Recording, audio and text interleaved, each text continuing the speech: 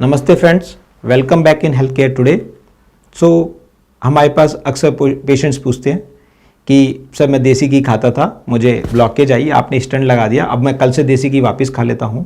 या फिर मैं स्मोकिंग करता था, अब तो मेरे को स्टेंट भी लग गया, तो मेरे पास तो एक्स्ट्रा प्रोटेक्शन है और दवाई भी खाता हूँ, तो क्या मैं स्मोकिंग दोबारा से कर सकता हूँ? तो मैं उनको एक ही बात समझाता हूँ कि एंजियोप्लास्टी या स्टंटिंग या फिर जिसका बाईपास होता है वो आपका हार्ट का ठीक नहीं किया, हमने उसको प्रॉपर कंप्लीट इलाज नहीं है। हमने उस समय का एक्शन लिया जब ब्लॉकेज थी। हमने अभी तो इसकी सफाई कर दी है कि भाई ब्लॉकेज थी, इसको बिल्कुल साफ कर दिया हमने, लेकिन भविष्य में इसको ब्लॉकेज दोबारा हो सकती है।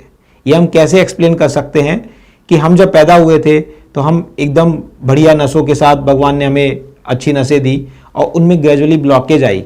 लाइफस्टाइल हमने चेंज किए, अपनी स्मोकिंग या कुछ ऑयली फूड खाया इस वजह से, या शुगर अनकंट्रोल हुई उस वजह से, अब हमने एंजियोप्लास्टी करा ली।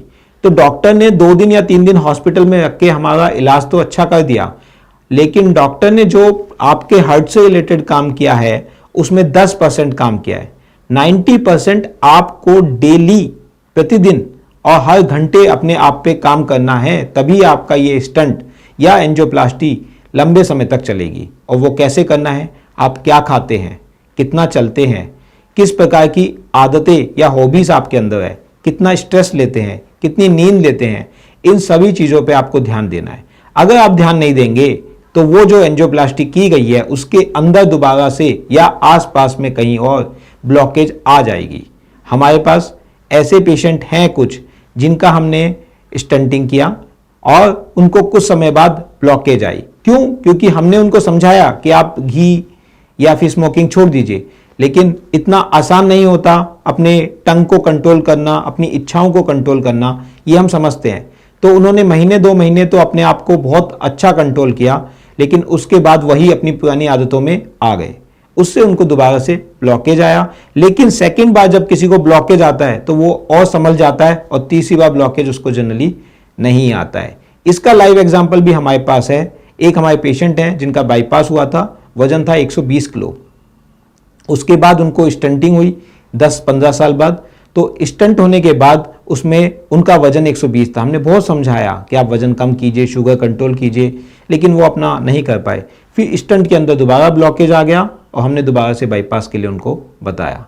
अब उन्होंने 6 महीने में अपना वजन घटा के 80 किलो कर लिया और साथ में अपनी शुगर भी कंट्रोल कर ली। लेकिन यही एक्शन अगर वो बाईपास के बाद ले लेते तो उनको लाइफ टाइम कोई दूसरी समस्या नहीं आती। तो लाइफ स्टाइल हमें मॉडिफाई करनी है, मेडिसिन्स लेनी है, डॉक्टर को फॉलो करना है। ये तीनों बातें हमें ध्यान रखनी है, चाहे हमारी ब्लॉकेज 10% हो या 80%, चाहे हमें स्टंट लगा हो चाहे ना लगा हो।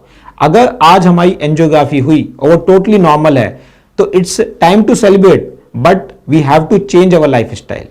ऐसा नहीं है कि आज नॉर्मल एंजियोग्राफी हो, कल से हम स्मोकिंग खूब कर रहे हैं तो हमें दोबारा से ब्लॉकेज 1-2 दिन में, 1 महीने में, 1 साल में दोबारा आ सकती है। हम रखें आपका ख्याल।